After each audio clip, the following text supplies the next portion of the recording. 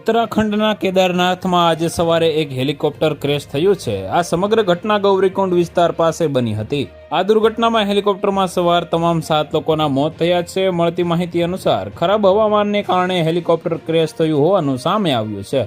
Helicopter ક્રેશની ઘટનાની જાણ થતાં તાત્કાલિક ધોરણે એનડીઆરએફ અને એમડીઆરએફની ટીમો ઘટના સ્થળે પહોંચી ગઈ હતી। પ્રાપ્ત થતી વિગતો અનુસાર ખરાબ હવામાનને કારણે બચાવ કાર્યમાં મુશ્કેલીઓનો સામનો કરવો પડી રહ્યો છે। હેલિકોપ્ટરના કાટમાળના અવશેષો ઘટના સ્થળે વિખરાયેલા છે। જોકે આ સમગ્ર ઘટના ઘાસ કાપતી મહિલાઓએ ધુમાડો જોયા ત્યારબાદ પ્રકાશમાં આવી હતી।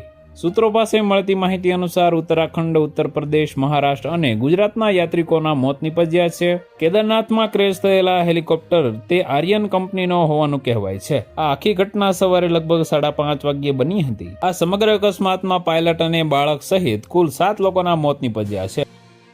તો વધુ માહિતી મેળવવા માટે ચેનલ સાથે જોડાયેલા રહો। વિડીયો પસંદ આવે તો લાઈક કરી દેજો। ચેનલમાં નવા છો તો સબસ્ક્રાઇબ કરી દેજો।